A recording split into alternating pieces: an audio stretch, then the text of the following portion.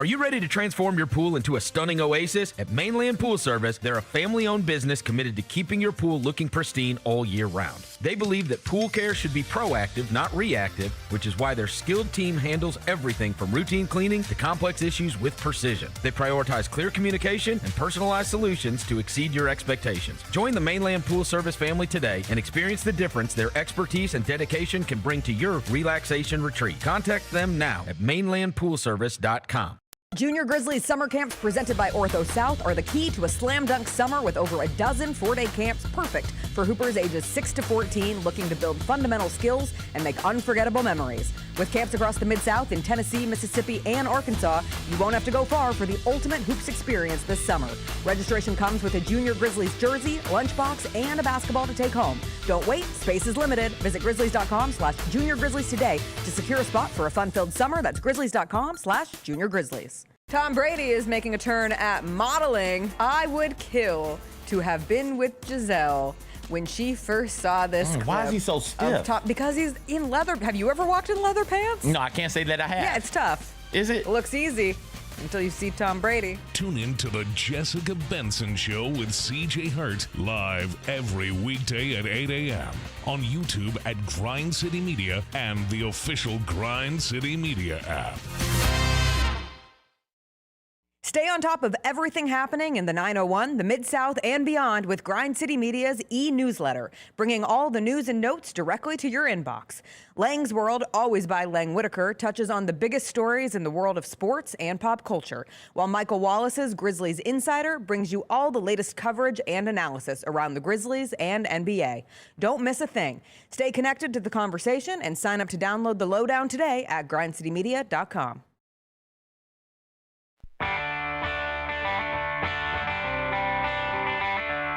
Live from the Built Ford Tough studio at FedEx Forum, it's the Gary Parrish Show, presented by Ortho South, on YouTube at Grind City Media and the official Grind City Media app. Now, here's your host, Gary Parrish.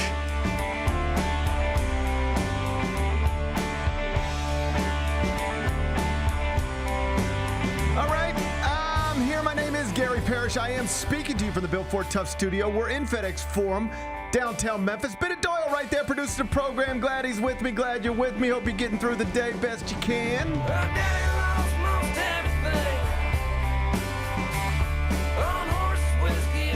I hope you don't mind early arrivals because he has arrived as an underdog in a series. Perhaps for the last time in a while. Victor Wembanyama, he did it this weekend. Won a Game 7 on the road against the reigning MVP and the reigning champs. Tears of joy followed, and now the NBA has an all-time great finals, at least on paper, on tap. We'll talk about it momentarily.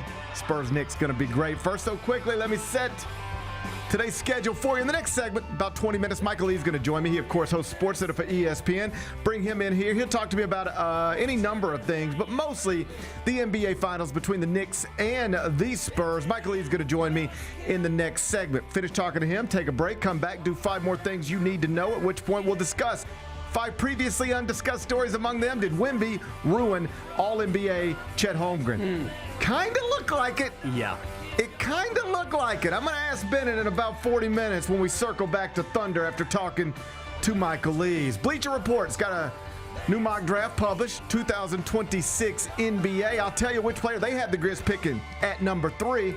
We'll do that a little later on in the show. I spent more time than I anticipated watching college softball this weekend. It was filled with exciting moments and some drama. Young woman from Texas Tech seemed to upset some folks with some unfounded allegations against her former coach at the University of Tennessee. A lot going on between the Red Raiders and the Vols. I'll do my best to explain. We'll do that in just a bit. Speaking of student athletes causing problems down at Texas Tech, Brendan Sorsby's case is back in court today in Lubbock. This comes just a few days after more details emerged about the very serious gambling habits that have cost him his eligibility as Joey McGuire's quarterback with the Red Raiders. I'll update you on that situation. They're in court right now. We'll do that in the third segment. In Euphoria, It's officially over after 7 years, 3 seasons, and 26 total episodes. HBO has confirmed that this morning. End of an era on Sunday nights. I'll ask Bennett if he watched last night's finale during a segment we call 5 More Things You Need to Know.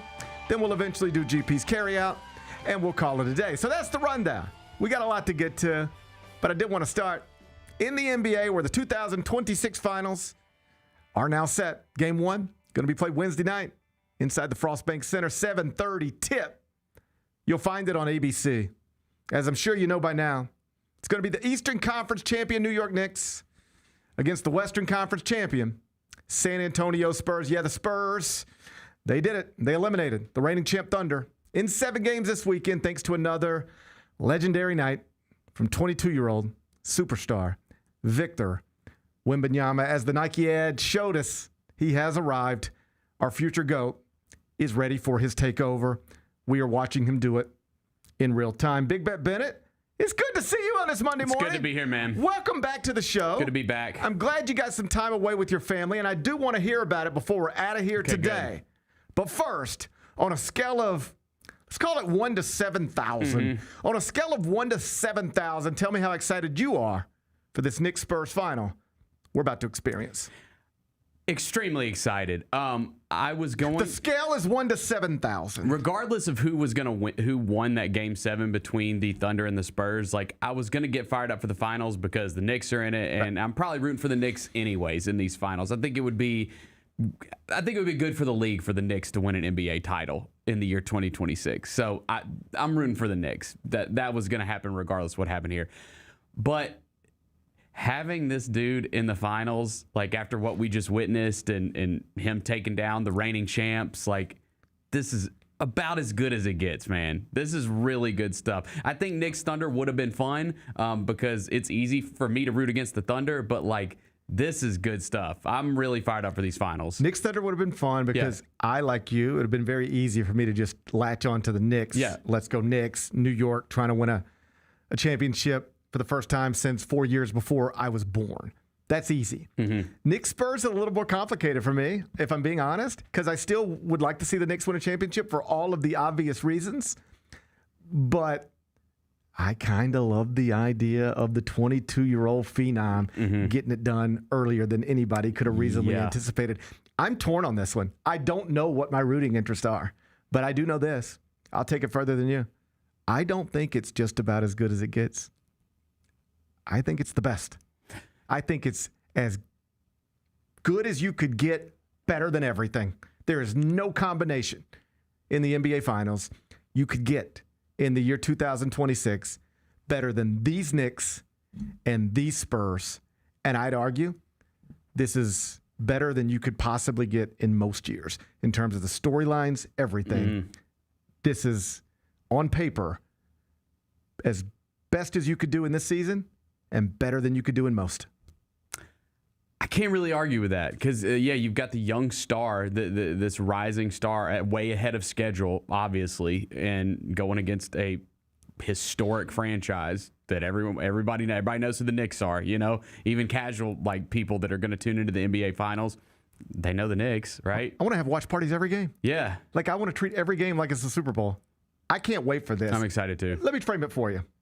Try this one on. It's the best, I think. Okay.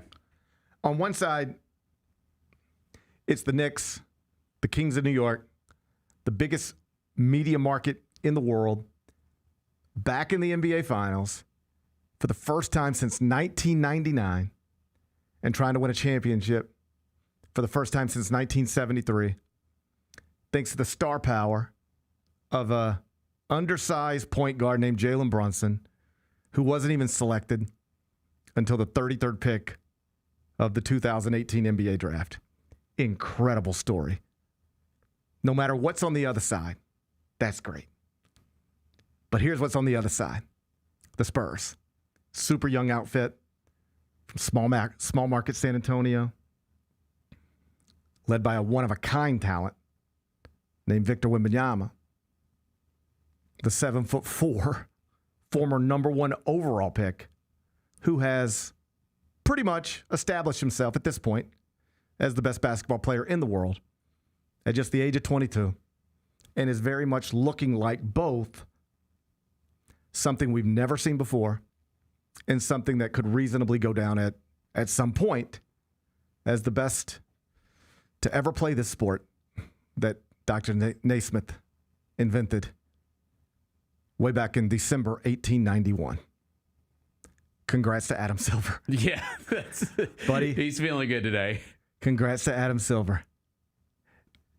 You have no clue when it comes to lottery system reform. You stink at that. I gotta agree there. I was out for that whole discourse, but I gotta agree with you there. Adam Silver, shame on you. You have no idea how to properly execute lottery system reform. That was embarrassing what you did last week. But tip of the hat this week, you sure did get lucky here. The basketball gods, if they exist, could not have gifted this dude a better NBA Finals. Big market versus small market. Big Wemby versus small Jalen. Timothy and Kylie on one side.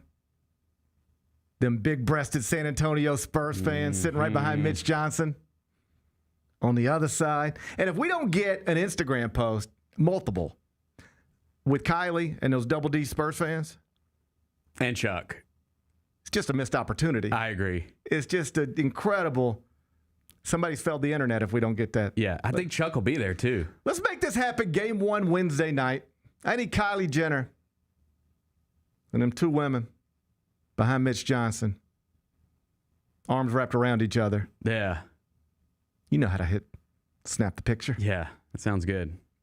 When this is over, either the Knicks will have their first championship in 53 years, or Wemby will have his first earlier than anybody could have reasonably expected. You think he's going to get it?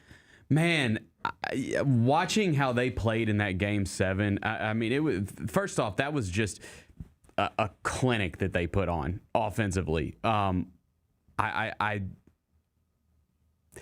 rooting for the Knicks. I think the Spurs are going to win the title. In the betting markets, the Spurs are minus 205 to win the championship.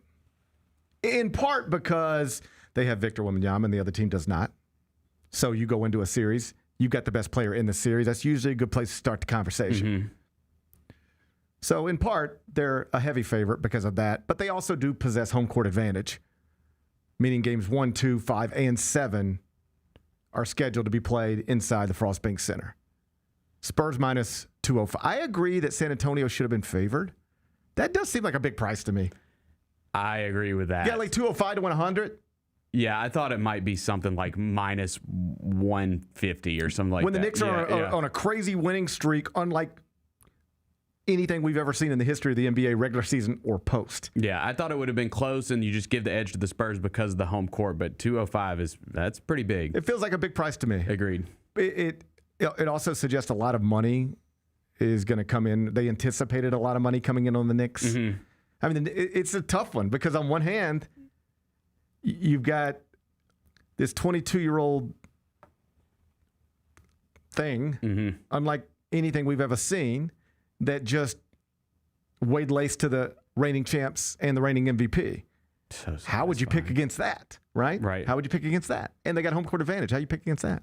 Well, because on the other side is a team that is destroying everybody in a way that Michael's Bulls never did, LeBron's Cavs never did, LeBron's Heat never did, Kobe's Lake, you name it, Steph's Warriors. Nobody's ever beat anybody's brains in consistently, one after another, the way the Knicks have run through these Eastern Conference playoffs. Mm-hmm. So, you ready? How you bet against that? We got to bet against something. Yeah. This is great. Yeah, it really is. It's good stuff, yep. I don't know if Wemby will get it, but I know he is favored to do it. Mm-hmm. Heavy favorite to do it. LeBron James did not lead a team to an NBA title until he was 27 years old. Michael Jordan did not lead a team to an NBA title until he was 28 years old. If Wemby pulls this off, and again, he is a heavy favorite to do it, then this, unlike anything we've ever seen before talent, will lead his first NBA team to his first NBA title at the age of 22, putting him 5 years ahead of LeBron's schedule and 6 ahead of Michael's. I should write the commercials for the NBA. I thought that was pretty good, at man. this point. This is going to be incredible. No, they should clip that. Something out of that, like little opening right there, and just throw that in there. Get a better voice. Get a better voice. No. Just this quick sound bite. Like they'll do it'll be like the audio overlay of like Wemby highlights, and it'll be like different people saying he's doing this and he's doing that. We could throw you in there. Get a better voice. But I'm making all the points. I like your voice, man. Yeah. If you're trying to frame this, if I'm trying to give you a trailer, I'm making the trailer. This is going to be incredible. Like, we will not just crown a champion at some point between now and June 19th. This is going to be a massive moment. You ready? In the history of the NBA, no matter which team wins it, it will be a significant moment in the history of the NBA. We crown a champion every year, right? Mm-hmm. Sometimes it's the Lakers, sometimes it's the Celtics, sometimes it's the Bucks, it's the Raptors. It could be anybody. They don't all stand out as like, sometimes it's just that was a year we played basketball and that's the team that won the title. This one will stand out historically no matter which way it goes. If it's New York, it's the Knicks' first championship in more than a half century. Like, if the Knicks get this done, they win their first title, bring it to Midtown Manhattan for the first time in more than a half century. And if it's San Antonio, it's the official launch of the Wemby takeover. And then if you're Oklahoma City, you got big questions no matter how you watch this thing unfold, which we will get to after we talk to Michael Eaves. I want to stay somewhat on schedule here. I don't want him sitting around waiting on us. So if you don't mind, I want to pause this conversation here, and we will get back to the NBA, get back to specifically the Oklahoma City Thunder, and what should they do after being eliminated in 7 games with their second-best player on the bench and their third-best player probably needing to be there given the way he was performing against Wemby.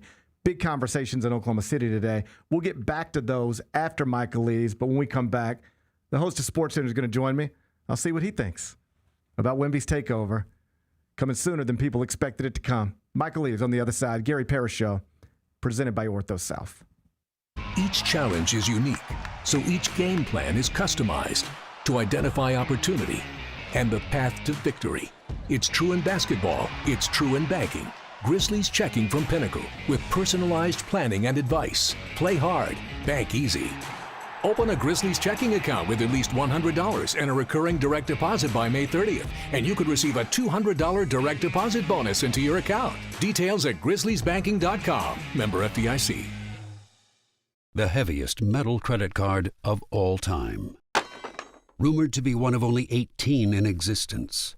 Plated with the very same tungsten that forged the International Space Station. And wielded at business dinners like a samurai sword. It's a classic corporate power move. But the real power move? Having end-to-end visibility on your most critical shipments.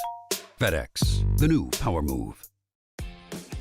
New Amsterdam Vodka is an official partner of the Memphis Grizzlies. It's the only exceptionally smooth vodka that is 5 times distilled, 3 times filtered, and rated 93 points. New Amsterdam believes wins big and small become legendary when you celebrate them with your crew. So here's to the blue, white, and gold, the Memphis grit and grind, and reliving winning moments big and small with Tennessee's favorite basketball team. New Amsterdam Vodka. Find your wins. I saw a still photo this morning. Look at this still photo of Wembanyama catching this ball. Come on, bro. Come on, dog. That's what I'm saying, bro. It's so unfair. It's a 2K. It's a 2K created player, bro. I texted you all that last night. I was like, crap, it's so unfair. Bro, he's the dude, Vernon. I told you, he's the dude where you put him on the game, you can't use him, bro. Look where his hands are. The Chris Vernon Show, live on weekdays at noon on YouTube at Grind City Media and the official Grind City Media app. Grizzlies, take your fandom to the next level by becoming an MVP. How long have you been an MVP? Since day one. Enjoy the great benefits of being a season ticket member. Pre-game MVP moments, including Autograph Alley, exclusive Grizz gear deals, access to member or MVP-only player events, and much more. He's been an MVP for 22 years! Become a Grizzlies MVP today.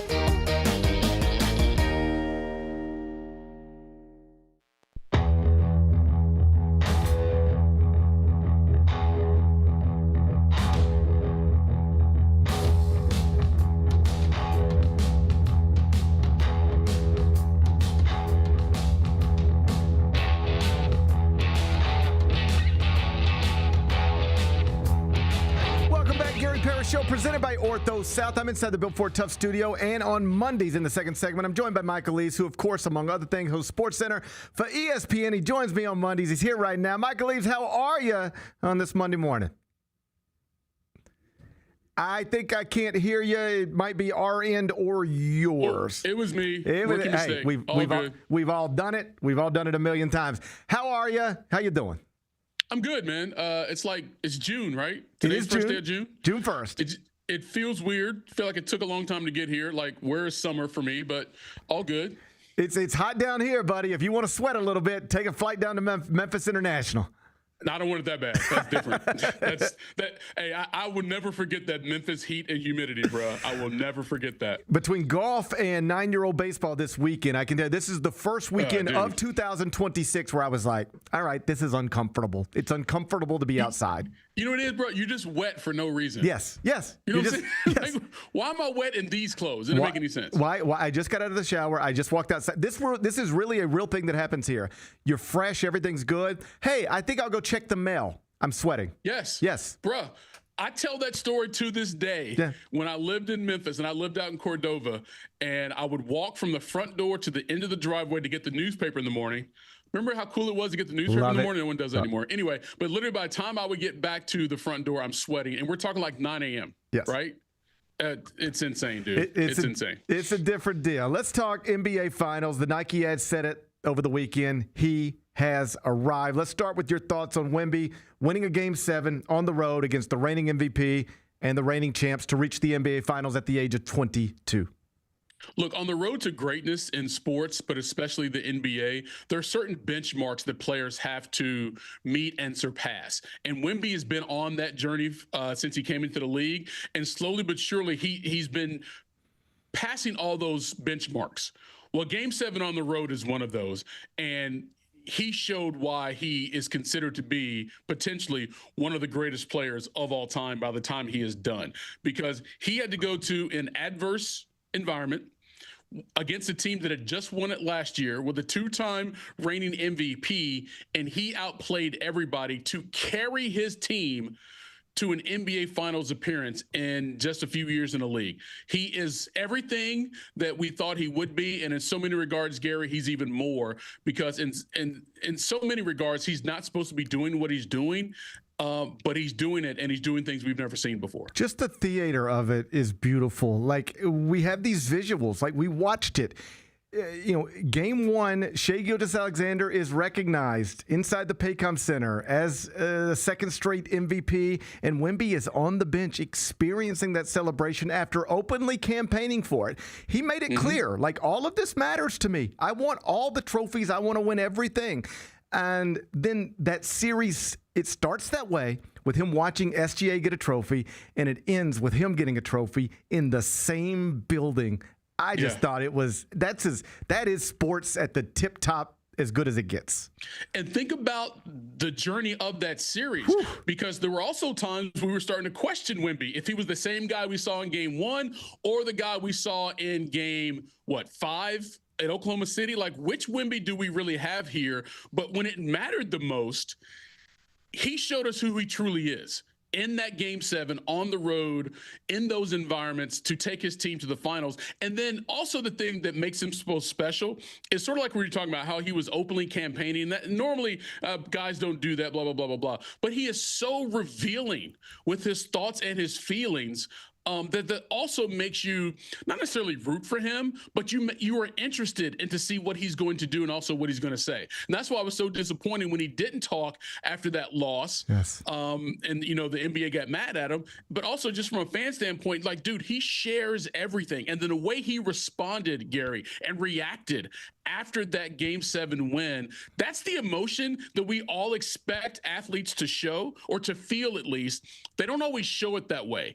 And he's giving us something that is an insight that so many other players have never given us. I love that you noted sort of the roller coaster of this series, because this could have gone a bunch of different ways for him. Like, he has a bad Game 5, doesn't do media, And then even game 6, when they come back and win, he had the post game on the court with Ashley Shamity, and he was very short with her, not in a way that he's just not like that. And I didn't love that moment because, like, she's the best and she's very sweet. And I just felt like this isn't the Wembanyama that I've been dragging my boys in front of the television to watch. Like, I didn't like him being short, but then the way he responded in game 7, he delivered on the court, then the emotions come through. I was really appreciative that I grabbed my little guys and like made them watch the last 8 minutes of this because I knew we were watching history no matter what. And then when they got to see him sort of just break down in that moment, I loved every bit of it. I know not everybody is with the crying after the Western Conference Finals, but man, celebrate everything you can and then go celebrate the next thing. I loved everything we watched. Yeah, I mean, why not? Because nothing's guaranteed. Right. All right, so now he's made it to the NBA Finals. There is literally no guarantee that he'll ever do this again, right? That's just life. Whether it's an injury, knock on wood, or anything can happen. There's no guarantee that that's going to be the continuation of his career, although we expect it to be. And if he stays healthy, it most certainly should be because he's that special of a talent.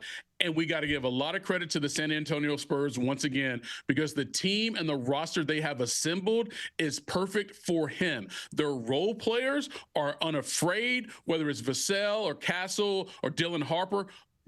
All those dudes have been in moments in their respective careers that being in this one did not faze them at all. And they all, in certain games, were one of the reasons their team won that game and won this series.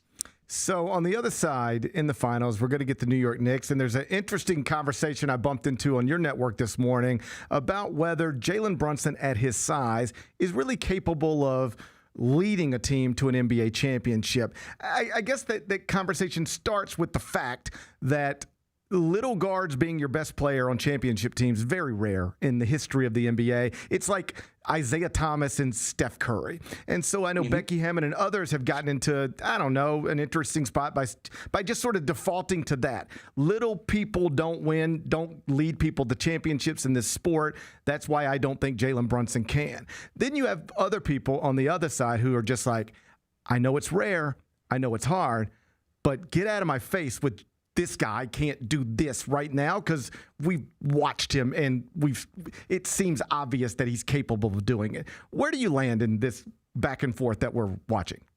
All right, so historically, it's factually true. Yeah. All right, it's just rare. And then very rare that's been the case. But it is nonetheless possible. But the question remains, can Jalen Brunson be that guy? We don't know, Gary. We will find out soon enough, but we don't know. Like, and the thing too is like, because I said this about the Clippers when Chris Paul was there, and I said, I'm sorry, but Chris Paul can't be your best player if this is going to be a championship contending team, and that played itself out. The difference is, and not necessarily the difference, I'll even give credit to, Isaiah and Steph in this regard. They were clearly the best players on the team, but they had other really good dudes. Yep. They had other all-stars on their team. And Jalen Brunson also has Karl Anthony Towns on his team, okay? And if you're saying who's the best player, and if you put the whole thing together, it's Jalen Brunson, yeah, but not by that much, all due respect. I mean, Cat is a tremendous player, right? And what he's going to do to Wemby potentially is going to determine the outcome of this series, I believe, way more than what Jalen Brunson is going to do. But if you are Jalen Brunson and you were at this position to sort of buck the trend of that history in terms of little dudes can't do it, then you will reach a status of fame and love in New York that few athletes have, because they love him there. He epitomizes so much of what the city wants to be, and he's just a tremendous dude. So if he can do it, it's going to be a tremendous story. But leave Becky Hammond alone, because all she was doing was stating facts. There have been so many other great small guards in this league who couldn't do it. Only two really have. So allow Jalen Brunson to see if he can make his own history before we get mad about saying that he can't. Do you have a sense in these finals for what would be the bigger outcome? Usually when we get to this point, I kind of know what I would like to see happen. It's like, I'd like to see LeBron get a championship for Cleveland, or I'd like to see Dirk finally get one for Dallas. Like, I have an idea of what I'd like to see. And yet on this one, in a vacuum, the Knicks winning for the first time in 53 years, bringing a title in Midtown Manhattan, a place where I spend so much time during the winter, like, that's what I would want. Except the alternative is this 22-year-old possible future GOAT launching the first of many in giving himself a chance to go undefeated in finals the way Michael Jordan obviously famously did. If you lose this one, you'll never be able to match MJ in the zero column in that regard. I don't know what I'm rooting for here. Do you have a sense for what's bigger, better for the NBA? I think it's a win-win for the league. Quite honestly, no matter what happens, they will have a tremendous story going forward. I'd probably say in the short term it's probably the Knicks, just because it's been so long since they haven't won, and that city goes huge for their champions. And look, it's New York, dude. It's the biggest city in the world, really, in so many regards. So I think that would be the best short term. Long term, it would be Wemby, for sure, just because of what he potentially means to the league for the next 10, 12 years. And I think also, as we were saying earlier, if he stays healthy, we fully expect him to be back in the NBA Finals, right? So it's not like if he doesn't win this one that he doesn't have ample opportunities to win another one. Now, if you're trying to be like, Jordan to go 6-0, fine, but how many people actually did that? I mean, even Bill Russell lost finals. Even Magic Johnson lost finals. Some of the greatest players of all time have lost finals, but Michael Jordan never did. If that's the measuring stick, I think that may be too lofty to put on any one player. You're talking about potentially the greatest player in the history of the NBA to go 6-0. But again, either way, the league offices they couldn't be happier with what they got going on. Like, this is the best they could possibly have gotten, I think. And like I told Bennett earlier, like, better than you could get in most seasons. Like, this is just set up beautifully. And you're exactly right. It's a win whichever directions it goes. And by the way, just if people are keeping track, Wemby is now 1-0 in conference finals. That's not something Michael Jordan could. There you go. See, you can always find something that somebody didn't do. You can always flip it around and find another way to frame it. Let me ask you how you'd feel if you're a Kings fan. I saw this on your Twitter feed. On opening night last season, this isn't some ancient thing. On opening night last season, their point guard was De'Aaron Fox, and their coach was Mike Brown. And now Mike Brown is coaching the Knicks in the finals, and De'Aaron Fox is leading or helping lead the Spurs as Western Conference champions. That's not great. It's not great. It's not a good look for an organization that's been struggling over the last several years anyway. You had all these dudes. At some point, you thought you had a nucleus, and then you just let the whole thing fall apart for whatever reason, whether it's poor management decisions, poor relationships between players and coaches, whatever this case may be. But yeah, they set these teams up for greatness. So whoever wins, I think they should send some type of consolation prize to the Kings, whether it's like some of the champagne. You know what they should send them? They should send them some of the empty champagne bottles from the winning locker room to say, hey, thanks, we want you to share in it. Here you go. And now you're a Kings fan. On one hand, you're like, we got the 7th pick in the draft, and you must be going, how are we going to screw this up? I guess I'm certain we'll screw this thing up one way or another. Because recent history says they have a good chance of screwing it up. Even if they get it right, Gary, they end up screwing it up. Right? You either miss the pick, which is bad, or you get it right, and then you trade the guy, which is also bad. Let him go. Yes. A little bit of a mess. Hey, let's talk baseball for a second, only because I've been watching. I don't watch college baseball at all, but it's all over the television this time of the year, and I gather UCLA. This is incredible for people who don't. Number one, not just in the country. Number one every week of the season. They have been a wire-to-wire number one team in college baseball. And they just got eliminated. They couldn't even make it out of their own regional that they hosted in Los Angeles. For people who don't follow baseball, myself included, is this something close to I'll bring it close to your heart, 2015 Kentucky being undefeated and then just losing in the round of 64 to somebody? No. It's more like number one Virginia losing in the first round to a 16 seed. Yeah. Right? Because it's not if they'd gotten to Omaha and not won, that'd have been different. They couldn't get out of the regional they hosted. Well, that's what I mean. If 2015 Kentucky would have been undefeated and then lost in the round of 64, is that what we're looking at? Somewhere in that's a little more similar in terms of the dominating seed. UCLA did not lose a series all season. Gosh. Not one series all season, and they lose 2 games to St. Mary's at home. And St. Mary's had never been to a regional final before, and so they're basically like a Cinderella team. So it's on that. It has a lot of March Madness vibes. And I actually mentioned that last night to give people a little bit of context, because this team was so dominant throughout the entire season, and for them not to even get to the regional final that they were hosting, I mean, it may be the greatest upset in the history of college baseball. Last thing before I get you out of here. Since I last talked to you, a former Ole Miss quarterback has found himself in an interesting situation up in New York City. And though they held a press conference late last week where everybody seemed to say we don't have to agree on everything, but we're going to come together in this locker room.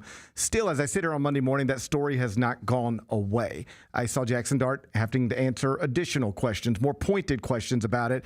And at this point, he seems to just be no commenting it. But is this going to go away, or is this going to be the type of thing that follows him around, particularly in that city as he tries to be the face of one of the biggest franchises in American sports? I think it eventually go away unless he does something else that would tie him to the president, or if the president himself, who has since that press conference made some social media posts about Jackson Dart as well. So if either of those two continue to mention the other, then it won't go away. If Jackson just kind of clearly his either the team PR or his agent's representative say, hey, man, you made your statement. Let's leave it at that, because they want it to go away. Yes. Right? So if he refuses to answer any questions about it from his standpoint, it will go away. And as long as he didn't show up at another rally or make any social media posts about the president, then it will eventually go away. But I think the way Abdul Carter handled it, especially internally and having conversations, I think a lot of people can learn from that, quite honestly. And what he said too is true, especially if you're going to be teammates and work together, because I'm sorry, y'all, locker rooms are not corporate offices. The relationships within those walls are much different than where you work. Okay. They just are. And I think Abdul Carter's situation was, how can you view us as teammates and not understand why so many of us would feel some type of way about this? So I think in some regards, they brought some awareness to Jackson Dart in terms of not only just his own locker room, but also what he means to that franchise and what he represents. So ultimately going forward, that should be good for all parties involved. But I just thought the way Abdul Carter handled it was very smart. And because I know there's got to be somebody watching right now who is thinking or saying something like, hey, listen, if an athlete would have introduced President Obama or President Biden or President Bush, would it have ever led to something like this? And if not, what is the real problem? If you don't mind, I'll put it on a tee for you. What people who make that point, what they don't seem to grasp, I think, is that we are, and I say this without trying to start an argument with anybody, but we are living in different times, and this is a different president, and this is a different deal. If they can't understand the difference, they're naive or ignorant. Right. And they don't want to see the difference. That's the only thing.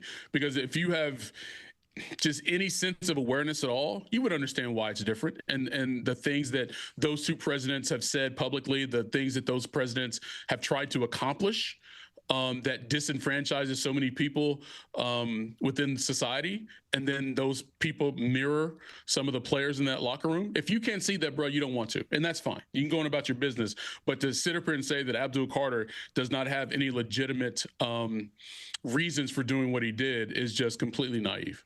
Well said. Thank you, Michael Eaves. I appreciate your time. I will talk to you again next Monday morning. All right, brother. Bye-bye. That's Michael Eaves from ESPN. Make sure you follow him on Twitter, @Michael Eaves. That's @Michael Eaves. When we come back, I want to turn our attention back specifically to the Oklahoma City Thunder, specifically to Chet Holmgren, because I do think they are probably, as a front office, having conversations today or yesterday throughout this week that they probably didn't anticipate having to have. On a simple level, I bet they didn't think their season would be over on June 1st. This was not the plan.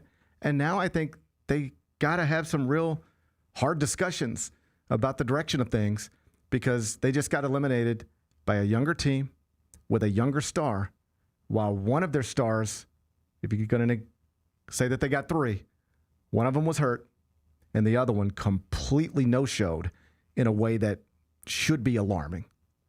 We'll dive into that next. Sonic Radio. Welcome back to Sonic RNDIO. That spells radio with me, the CIO. This just in, the new Sonic $1.99 menu lets you build a crave-worthy meal for just $1.99 an item, whether that's a creamy shake, crispy tots, or a quarter-pound double cheeseburger. This just out. Ostriches. They're mean, not very cute, and in my opinion, way too big for a bird. Don't miss the Sonic Fun 99 menu. 5 items, always $1.99. Live free, eat Sonic. Tax not included. See menu for details. Grizzlies fans know it's the team that gives you the edge. Big River Steel does too. And much like the Grizzlies have recruited legendary talent, we want you to be part of our team. Are you ready to be part of something legendary? Then visit www.bigriversteel.com. That's www.bigriversteel.com.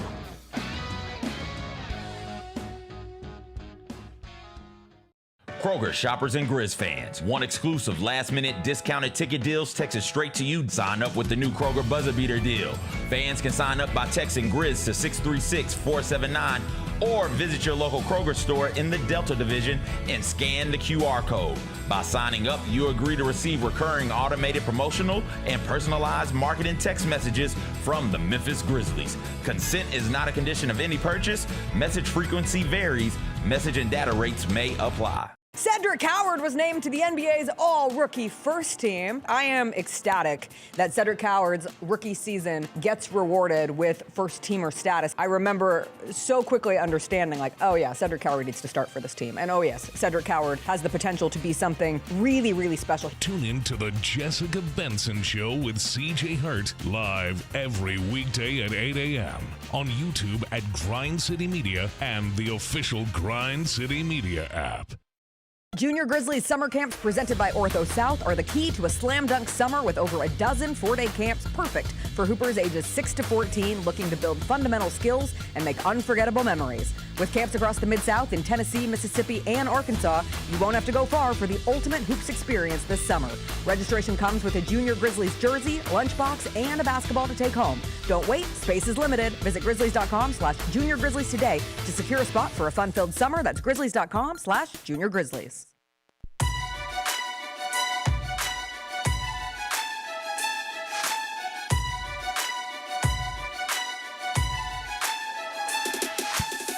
Orthopedic injuries can be unpredictable, unforeseen, and unscheduled, and Ortho South understands this better than anyone. Since your injuries don't make appointments, you don't need to either.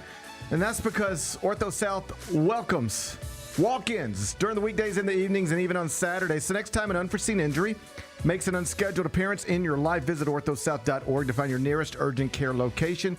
Just walk in, and Ortho South will take care of everything, especially you. Learn more at orthosouth.org. That's orthosouth at orthosouth.org. Now I got 5 more things you need to know. Number 1. Did Wemby ruin Chet Holmgren? Good question. I think he definitely did something. He did something. I think he did something to him. I don't know if he ruined him. He damaged him. There might have been some damage there.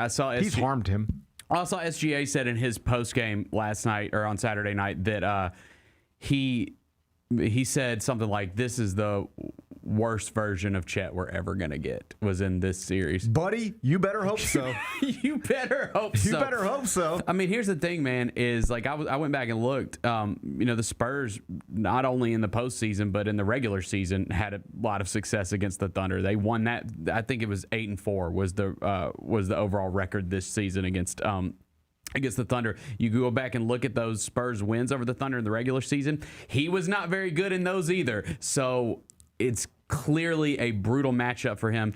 You want to look at the other side. Victor Wembanyama is going to be a brutal matchup for any big in this league, probably. So, that's a team that you've seen a lot. There was kind of a bit of a rival, like early when Wemby first came into the league. Like those guys don't really like each other, it appears. So I don't know if it like ruined him, but it's clearly a problem right now. We've reached that point in a professional athlete's life where you can reasonably say, you know what? I wouldn't mind having a $260 million contract, but I wouldn't want to be that guy right now.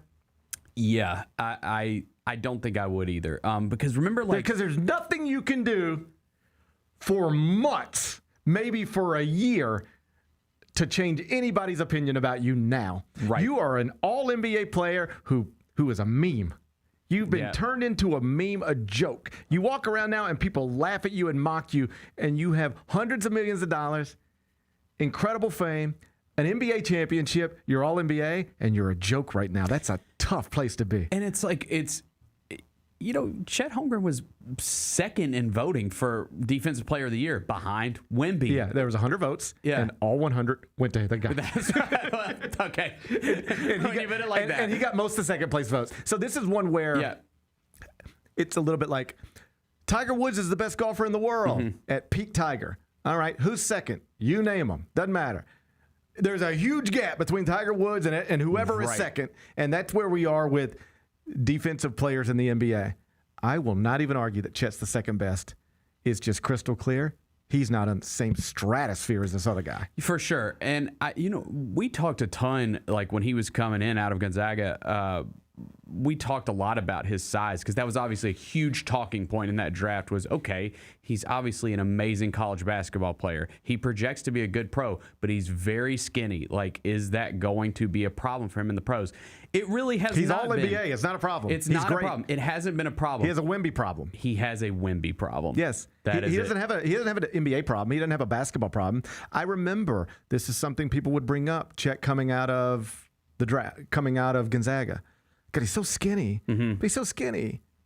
And I had an NBA person, and I love it when somebody can take something that seems complicated and just make it very simple.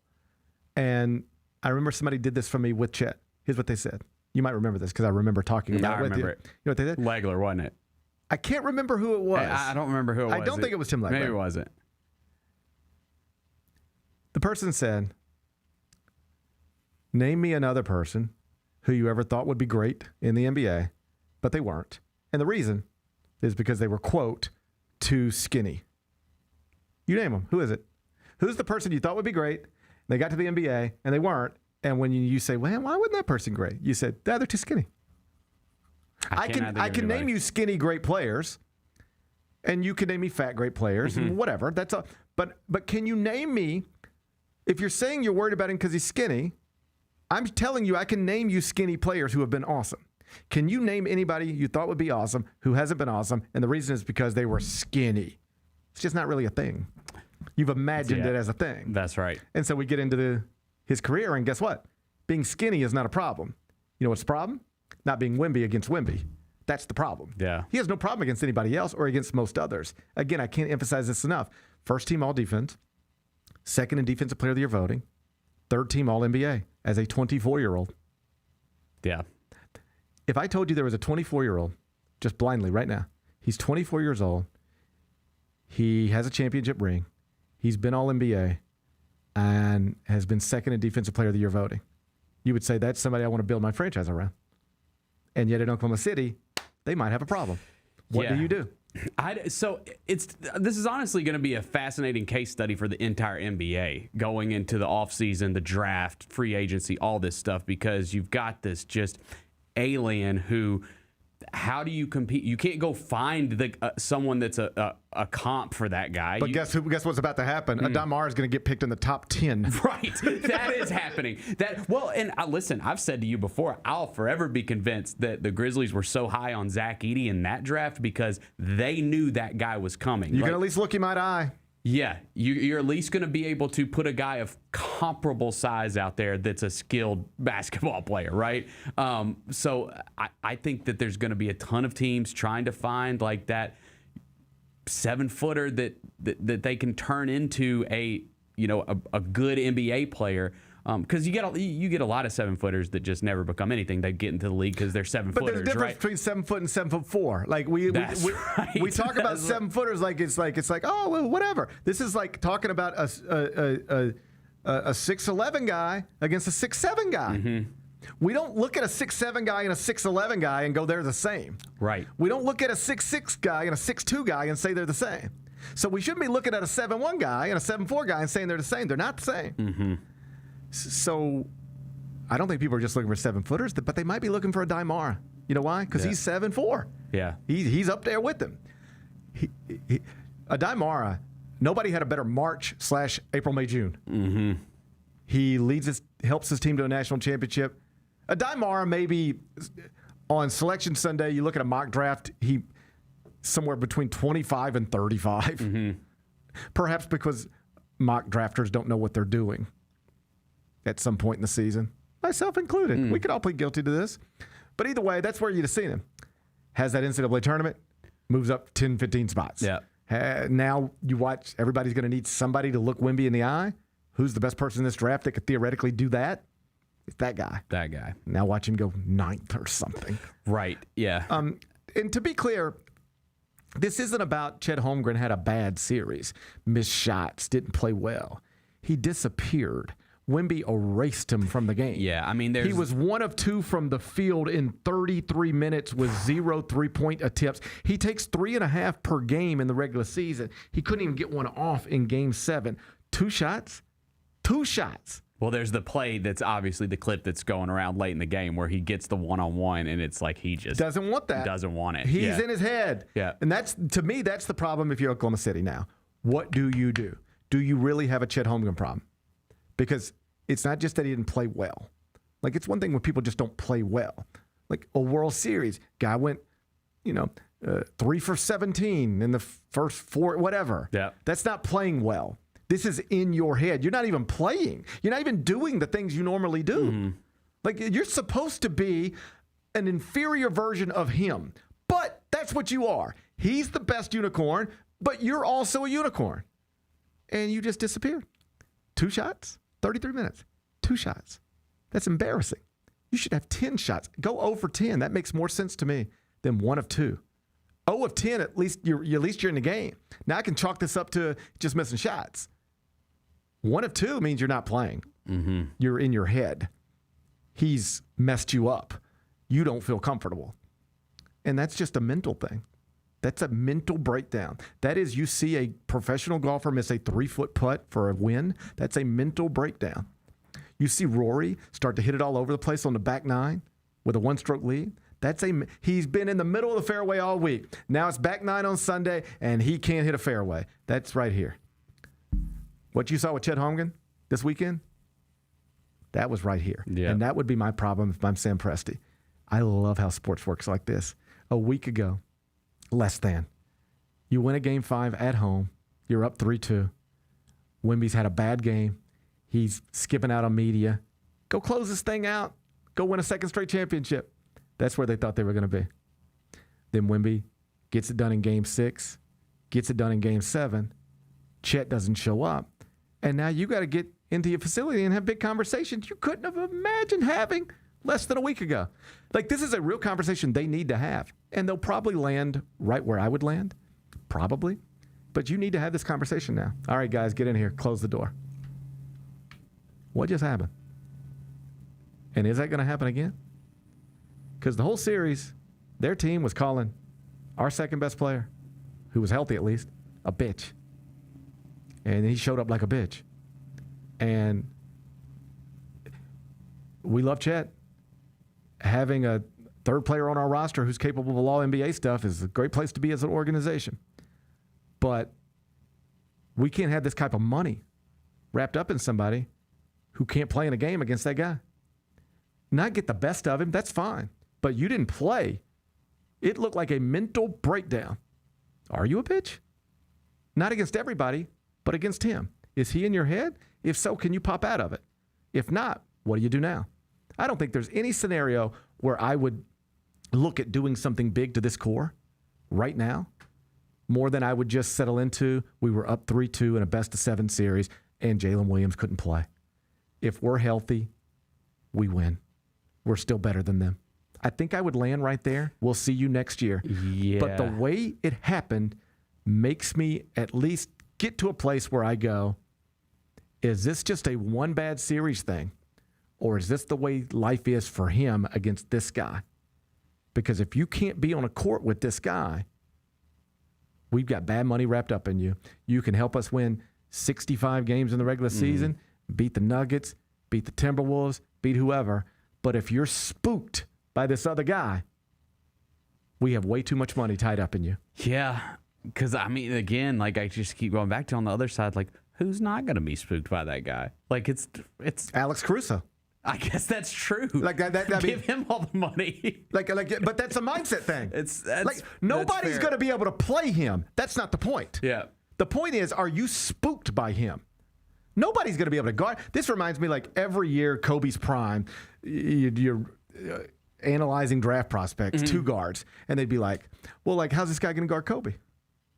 Well, how's this guy going to guard Kobe? And I just got to the point, whether you're on a podcast or radio, and I'd be like, you ready for this? He can't guard Kobe, neither can he, and neither can he, and neither can he, because almost nobody can. Right. So, like, let's just stop using that as the barometer. Well, do you really want to use a top 5 pick on a 2-guard? Like, he's only 6'3". How's he going to guard Kobe? Well, nobody's going to guard Kobe. So let's figure out can he just be awesome? And then when he's matched up with Kobe, he's awesome giving buckets to Kobe the same way Kobe's giving them back to him. But, like, if we're going to set the bar at how's he going to guard Kobe, then he can't. I guess everybody sucks. Nobody's going to be able to stand face-to-face and play Wemby and make him a non-factor in the games, all right? He's the best thing in the world right now, and he's going to be for a while, barring injuries. But you gotta want that matchup. You got to want to make it hard for him and take pride in that. And Chet didn't look like he wanted to be in the fight. That would scare me. Zach Edey, the challenge is yours. Zach Edey. The challenge is yours. The challenge is yours. Just to bottom line this, here's what I would do if I'm in Oklahoma City. I would, unless I'm convinced, and they would know better than I, obviously. Unless I'm convinced I do have a Chet Wemby problem, that he will never be able to play against him. Unless I'm convinced of that. And it seems kind of small sample size to be thoroughly convinced of that. But unless I'm convinced of that, I settle back with, we were the favorites to win this championship when the season started. At every single point in this season, still the favorites despite Jalen Williams, among the stars of last year's finals, not being available, top 3 player on our team not available. We were the favorite the whole time. We were the favorite when this series started. We were the favorite at every point in it. We were the favorite heading into Game 7. And 2 of our most important players, including one of our top 3, wasn't available. And then another of our top 3 did not show. And that's why we're not back in the NBA Finals. Give Jalen a better hamstring. A.J. Mitchell, we're in a different spot. Give them a bad hamstring to one of their other guys. Like Dylan Harper and De'Aaron Fox bounced back and were ready. Our guys didn't bounce back and weren't ready. We're not going to blow up everything because of that. We'll run it back. We'll see you guys next year. And then if this happens again next year, now you got big conversations that you probably got to move on. But right now, I think the question is, do you suddenly panic and get involved in the Giannis stuff? Because if Oklahoma City wants Giannis, nobody can put together, I don't think, a better package.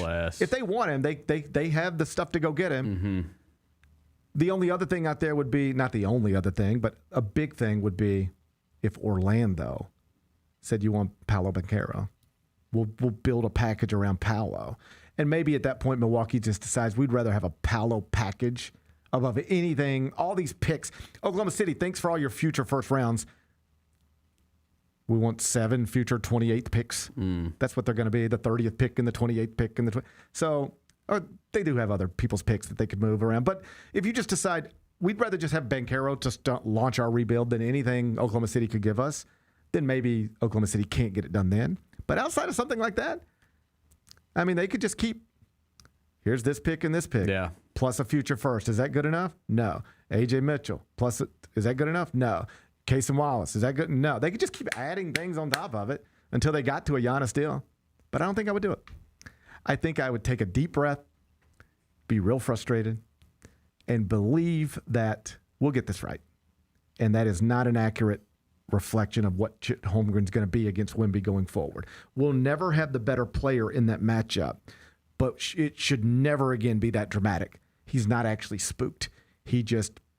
That's something that happened. He'll be better for it. I'd try to believe in that and move forward. But a week ago, I couldn't imagine even having these conversations. But not only them losing, but the way they lost with Chet performing that way, I think brings pretty much everything into play. Number 2. NBA mock drafts are updating every day. What's going on? All over the internet. I got you a new one today over at the Bleacher Report. Would you like to see how this one's unfolding? Well, yeah, because I've been unplugged for a week now, and it seems like there's rumblings. It seems like there's rumblings. Oh, there's rumblings. Yeah. Okay. Lots of rumblings. Fill me in. AJ DeBonsa remains the heavy favorite to be the number 1 overall pick. Okay. I do believe that. You're going to hear a million different things between now and the night of the draft, the night of night 1 of the draft. And I'm not saying the stuff you hear will not be true or valid or worth discussing, but I just think by the time we get there, AJ DeBonsa is going to be the number 1 pick, followed by Darren Peterson. And then I think the Grizzlies are going to end up with Cameron Boozer. And I don't want to say the only thing at this point that would make me move off of that would be Cameron Boozer being selected before the Grizzlies can take him. But it just, there's a lot of data and a lot of common sense stuff that even as a Caleb Wilson fan, if you just told me, GP, I don't want to know anything other than if this person becomes the best possible basketball player it could be, and this person becomes the best possible basketball player they could be, who do you think becomes the best out of those two? Even as somebody, if you told me to answer that question about Boozer and Wilson, I would probably say Wilson. I completely understand how you land on Boozer and why. And it just starts with, first off, almost nobody becomes the best version of themselves. So that's another one like, how's he going to guard Wemby? How's he going to guard Kobe? What if he becomes the best version of himself? Almost nobody does, myself included. I'm not the best version of myself. Me either. I'm hopefully a passing version of myself. Most of us are not best versions of ourselves. Caleb Wilson probably won't become that either. But if he did, the athleticism pops, the motor pops, all that stuff. But this is a franchise where you need something to build around now. You need perhaps a sure thing more than a gamble. And that's why I think most mocks at this point have the Grizzlies landing on Cameron Boozer. This one at Bleacher Report included. Also, it should be noted there's a lot of analytic stuff that have him like, if you're just drafting off of that, this is the guy, Cameron Boozer. So there's a lot of reasons where it makes sense. And at this point, that is what I expect. I think Cameron Boozer is going to be a member of the Memphis Grizzlies. Here's what Bleacher Report wrote. Okay. Should I read it to you? Yes. With Desmond Bane and Jaren Jackson Jr. gone and John Morant having 1 foot out the door, the Grizzlies have handled most of the teardown portion of their rebuilding project. Now, they need to get busy laying the foundation for whatever comes next. Boozer might be the ideal building block. He is probably the most polished prospect in the draft, and he hasn't even turned 19 yet. He can dismantle defenses in the post with power and finesse, shoot from the perimeter, and initiate offense as a point forward. He's also an excellent rebounder and instinctive defender. He has winning pedigree, elite production, and the adaptability to help his team however he's needed. Get him to Grind City and pair him with Zach Edey, Cedric Howard, and Jalen Wells, and suddenly this young core could appear as one of the most intriguing in the association. I like that. I like the sound of that too. I like having an intriguing young core. Yeah. Remember, it was just a few years ago we had one. Yeah, I wouldn't mind having another intriguing young core. That sounds fun. I obviously have seen like a lot of the stuff about Boozer's stock appears to be rising, and does he go higher than 3? Is there any chance that that the Wizards or Utah would pick him with those top 2 spots? I think I just tend to lean towards it. It feels like posturing a little bit. First, can't speak in absolutes about any of this stuff, but largely at this point in the calendar, when you hear about stocks rising and stuff, you may tell you when stocks rise and fall to the extent that they ever do throughout the season, here or there, in the NCAA tournament, because a lot of eyeballs and high-stakes games and matchups that are interesting for people. You can see things maybe you otherwise wouldn't see. And then at the Combine, when you measure and you move and you run around and you interview, and people can really help themselves and people can really hurt themselves in a variety of ways. And then everything sort of settles in. And so, like, the idea that anybody's, quote, stock really rose over the weekend, and I know that's not what you're implying, but, like, it's just... No, that's not a real thing. Right now, you're working through boards, you're getting people in, but I think franchises have a pretty good idea, whether they're right or wrong, of how they've evaluated these prospects at this point. They have a pretty good idea of where they're going. And so what you're going to hear going forward is a lot of posturing. It's a lot of information sent here, sent there, and it's one of the times where you can't really know for sure if you can trust what you're hearing. Like, I talk to agents sometimes, and it'll be like, so what are you hearing? What are you hearing?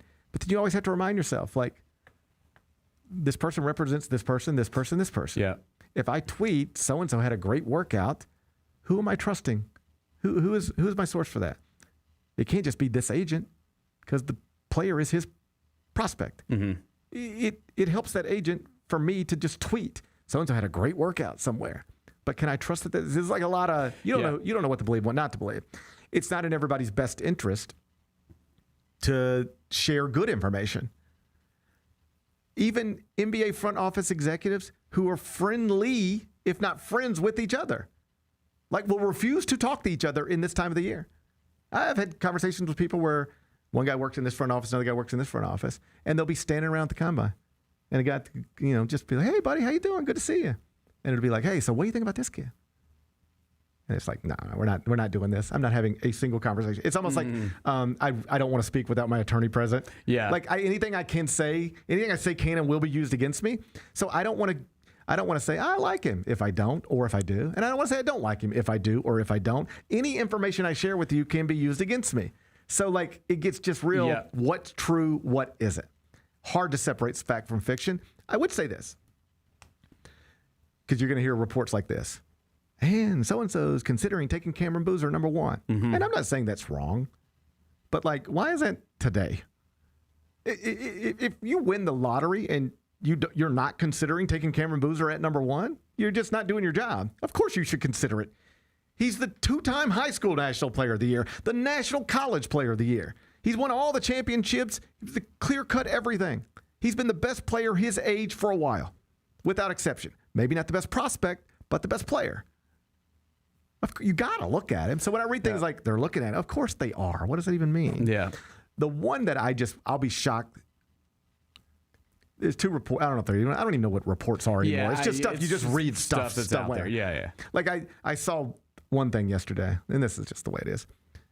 It was like, and there's a report at some place that says this franchise might be looking to do a deal, or it was even something simpler, like should they do this deal? And you click in the replies, and everybody's debating, should this franchise do this deal? And everybody's debating. And then you know what somebody jumps in and says? Mm-hmm. You realize based on the CBA, this deal wouldn't even be illegal. Like, it wouldn't even be allowed. You couldn't even do this deal. And so people are just out there arguing about it. So I don't even know what's a real report and what isn't. But I've seen a couple of things like this over the past few days. Somebody could move into the top three to try to get Cameron Boozer. Mm-hmm. The only way you can move into the top three is if somebody lets you.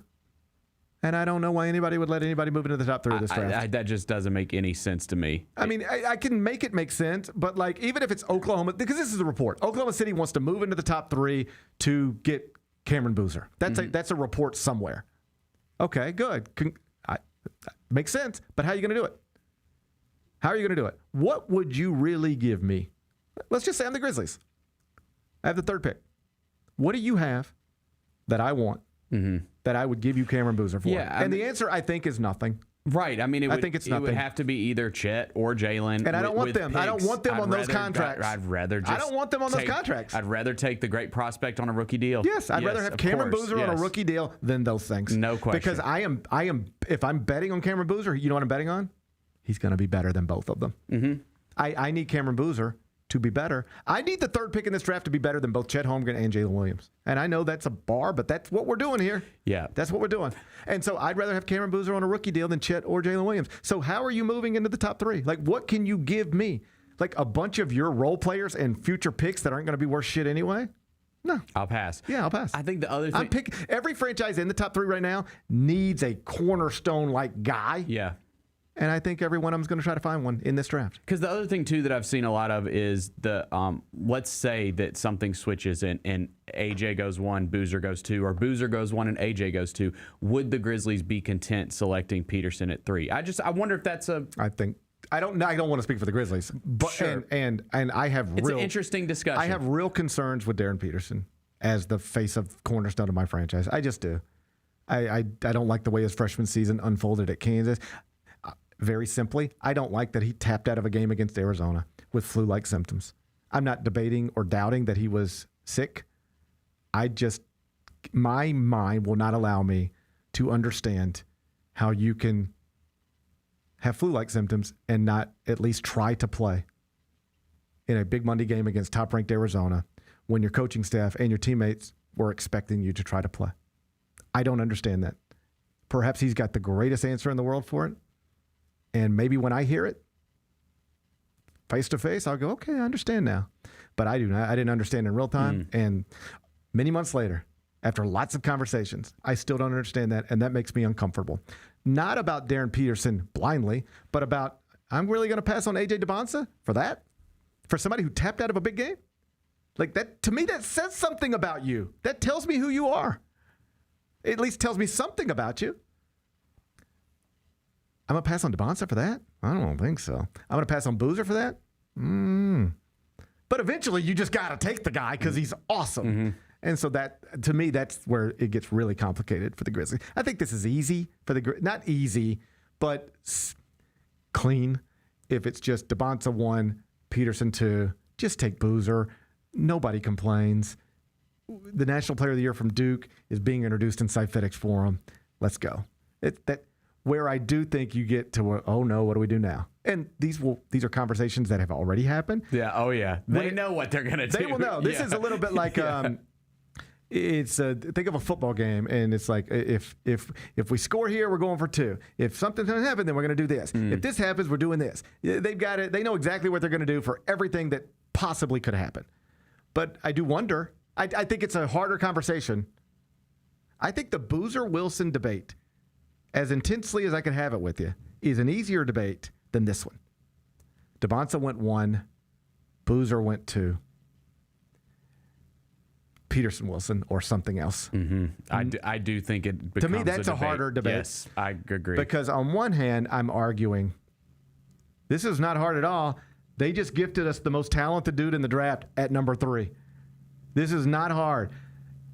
A year ago, everybody told you Darren Peterson should go number 1. When he's really playing well, everybody tells you, need nobody like that. And then he got some cramping problems, and yeah, the Arizona thing was weird, but let's not overthink it. The talent's the talent. We just got the most talented dude in the most talented draft ever with the 3rd pick. On one hand, you could do that, right? And that might be what I do.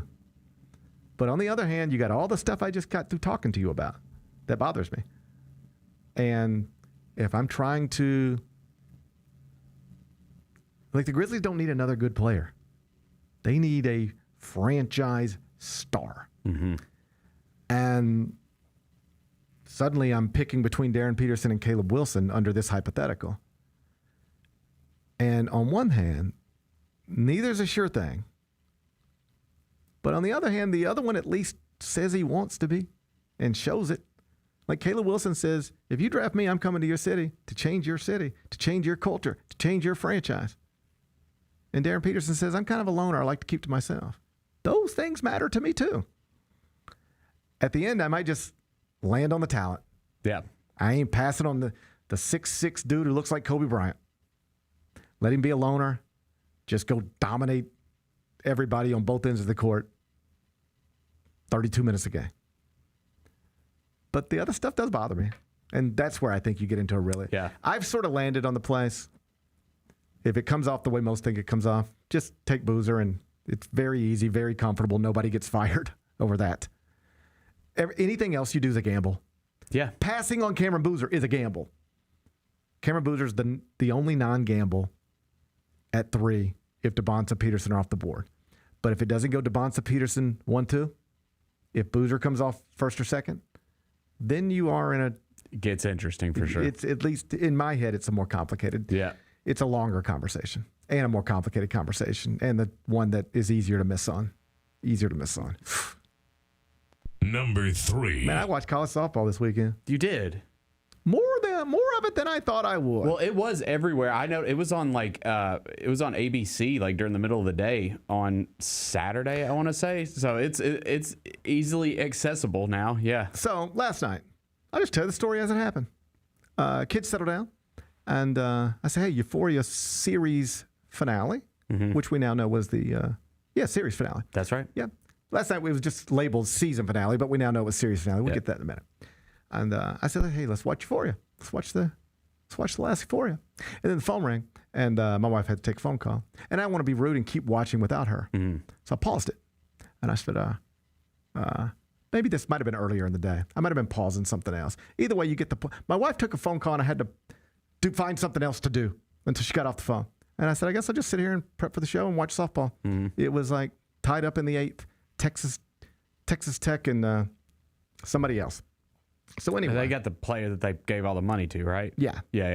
So they spent a lot of money. Yeah. So anyway, I was into that, and I'd sort of stumbled into earlier in the weekend the Texas Tech controversy connected to softball. So I knew I was watching something people had been tweeting about, but I didn't really know all the details. But at this point, I think I know most of the details. Do you know any of the details behind why Texas Tech softball found itself in a controversy this weekend? I don't. I remember last season that they had like the highest paid player in college softball. They went and bought a pitcher for like $1 million. Right. And they got a lot of attention. Yeah. And they got to the College World Series, Women's College World Series, first time, long time, maybe first time ever, whatever. They went out and added a lot more. Like, they spent millions of dollars on a softball team. And softball team is apparently pretty good. They went out and they signed a young woman named Taylor Pennell from Tennessee. She was a Vol. Okay. I was in Vol country, yeah. Okay. She used to play at Tennessee, transferred to Texas Tech, big money. You know how it goes. So anyway, over the weekend, Tennessee and Texas Tech are playing in the Women's College World Series. And Tennessee beats Texas Tech. And then they do the handshake line. Good game, good game, good game, good game, good game. And Taylor shows up in the post-game press conference. And at this point, it had been clear like something had happened on the field where some people from this side were talking to some people from this side. And it became obvious, like, well, something went on down there post-game, but I don't really know what happened. But we're at the press conference, let's ask. So they asked Taylor, like, what happened down there? And she said her former coach, Karen Weekly, this woman who coaches Tennessee softball team, was going through the handshake line. And it's like, good game, good game, good game. And when it got to Taylor, according to Taylor, Karen Weekly said, you made a mistake by transferring out of here. You know, hey, you were here. You were a Vol. You took that money from Texas Tech, that old money, that old dirty money. You took that dirty Texas Tech money, moved down to Lubbock. But grass ain't always greener, is it? You made a mistake. That's what Taylor said. Karen Weekly said. And I was like, well, that seems out of line. I think so. You know what? Why not just take the high road, especially after winning? I can understand losing and getting a little frustrated. Well, you know, if this one school wasn't buying up all our best players, then maybe they couldn't beat us in the Women's College World Series. But we'll try to get them next year once we got some guardrails in place, so you can't just buy all the best softball players and just buy championships. Maybe say something like that. I can get that, I guess, out of frustration. But you just won the game. Maybe take the high road. You made a mistake. That's what Taylor said Karen Weekly said. I said, ooh. Then they asked Karen Weekly about it. You know what she said? What? I said good game, like I said to every other player. I didn't even know where she was in the line. I said good game. If she's saying I said anything to her other than good game, she is lying. That's a flat lie. Meantime, Taylor's father jumps on Twitter. He's a wild fella. Ooh, what'd he say? Lots of stuff he shouldn't have. And then ESPN comes back with the video evidence. You really don't know this? No. Oh, it's so good. Well, you know, it's Women's College World Series. They got cameras everywhere. Yeah. So they got cameras on the handshake line. They can zoom these cameras in. They've even got mics around. They got Holly Rowe, sideline reporter, one of the best, breaking it all down. And you know what the film shows? And what Holly Rowe shows? Karen Weekly, you know what she said? What? Good game. That's it. She just said good game. No. I mean, it's on film. It's on film. It feels like it's one of those things where you're frustrated, you lost, and you want to take it out on somebody else. So it's just weird behavior, and I think we could probably trace it back to the father at this point, based on his social media feed. Apple don't fall too far from the tree, you know. That's what they say. That's what it looks like. So here's what I think happened. I'm connecting some dots here, admittedly. But here's what I bet you happened. Because if you go back and watch all the footage, and somehow I did, she was on the phone for a while. what you see is that they're going through the handshake line, and it's good game, good game, good game, and there's nothing. Nobody flinches. Taylor doesn't move. Karen doesn't move. Nobody looks at each other. It's good game, good game. Nobody flinches. But several seconds later, as that part's over, you do see her turn around, Taylor, the pitcher at Texas Tech, formerly of Tennessee, and like say something. It looks like she heard something. Mm-hmm. It looks like she heard something. She turned around like, who said that? What said who? It looks like that. You know what I meant? Good game, good game, good game. This field is not just Karen and Taylor. At this point, there's 60, 70 people on it. Yeah. Assistant coaches, bench players. Somebody said, bet she feels like an idiot. Somebody said you made a mistake. Somebody said you should have never left. Somebody said, I hope that money spends well. Somebody said, I hope the money makes it worth losing. Somebody said something under the umbrella of you made a mistake. She heard that and then pinned it on her former coach. Wrongly. Yeah. She messed up. I think so. I don't doubt she heard something. And I don't mind her saying she heard something if she heard it. But you cannot pin it on a person who didn't say it. That would be like me being on a field with a bunch of people and somebody hearing something and then going into a press conference and saying, yeah, you wouldn't believe what Gary Parrish said to me after the game. And I'm like, I said good game. That's it. If you want to argue, I could have been a little kinder. Good game. Great to see you. Hope your parents are doing well. If you want to say I should have taken a moment to like be the even bigger person, maybe. But I said good game. I didn't say any of the bad stuff they're saying I said. I said good game, period. I'd be furious. If you're going to pin it on somebody, you got to make it the right person. Yeah. Or you can say something like, hey, those are some of my former teammates. That's my former school. I heard some stuff after the game I didn't like, but whatever. Congrats to them. But to come back and say, my coach, my former coach said this to me, and I thought it was weird in the handshake line. Like she made something up. She said instead of good game, she said this, and that's not true. The video evidence does not support that at all. This is liar, liar, pants on fire. It sounds like it's a little bit liar, liar, pants on fire. Yeah, what's the lesson? Like what would you use this to? How would you use this story to teach your son something? I mean, I think the lesson would be that you have to you have to try to be what's the word? You have to be something in defeat. What's the phrase that we use? Something in defeat. Graceful. Graceful in defeat. Mm-hmm. Yeah. Maybe graceful in defeat. Be graceful in defeat. Yeah. Yeah. I think I would try to be. I don't know that could be, but I would try to be. What I could tell you I wouldn't do is pretend somebody said something to me when they didn't. Mm-hmm. I wouldn't do that. I know that. I wouldn't do that either. Not a big fan. Not a big fan of this young woman. I gotta go read the dad's tweets. He's wild. What's he? Well, I mean, he's going at reporters. Oh no. Sending DMs. Oh goodness. I mean, just like. Oh man. Yeah. I mean, women's college softball is becoming a big. It's huge. Like I said, it was on ABC. So you know. Let me just. I'm sure my boys have big dreams, all of them. Mm-hmm. I don't have any expectations on any of them becoming major Division I athletes or professional athletes. I mean, I hope they do if they want to, but I would never put those types of expectations on my children. I think it's kind of weird to put those types of expectations on your children.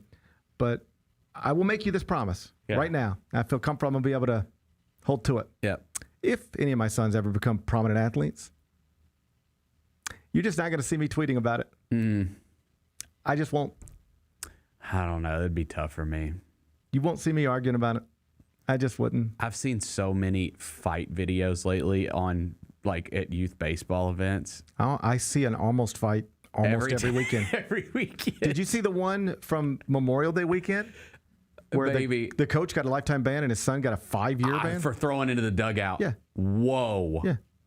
Dude, he could have like killed someone. Yeah. That was a wild video. Yeah. You never see that. No, that was crazy. You never see someone throw in the dugout. For people who don't know, it's parents. It's always parents. The parents tell them to do it. I have never seen 9-year-olds get upset, really, at a baseball game outside of the parents causing it. No, his dad or his mom told him to do that. Oh, his dad told him. Yeah. His dad said, take this ball. His son's pitching on the mound. Mm-hmm. For people who don't know how baseball works, pitcher is on the mound. You're supposed to throw the ball to the catcher at home plate. There's usually a batter in the batter's box. The game is played over there.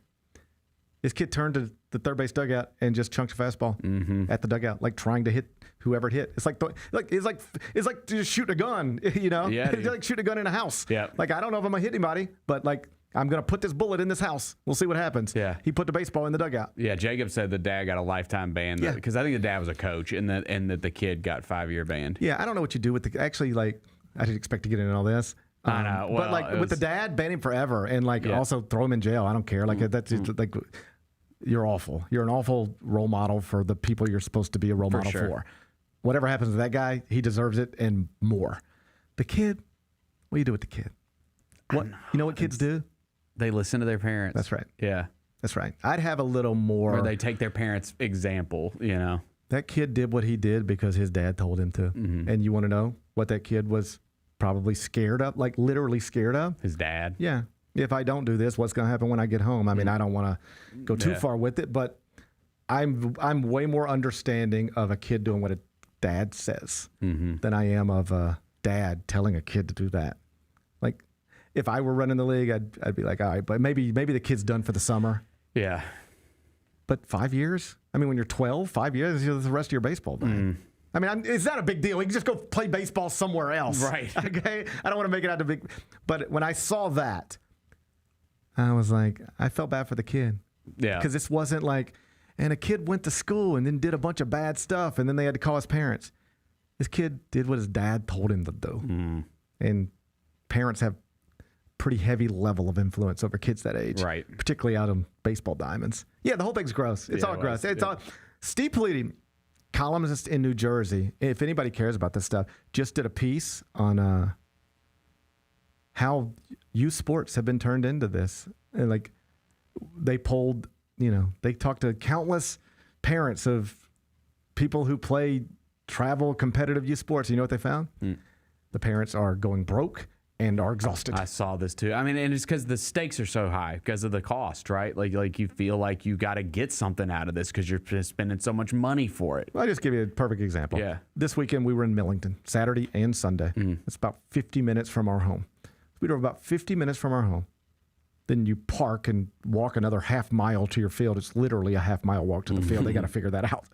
I mean, there's like grandmothers out there. Golf carts, man. Come on. Yeah, well, everybody's on a shuttle. I mean, they do need shuttles. I mean, it's crazy. It was hot. And my 70-year-old mother's walking a half mile in the middle of the day. It's outrageous. All right? Yeah. But like, we're out there all day and, $15 a head. So if I want, it's fine, whatever. I'm lucky. But like,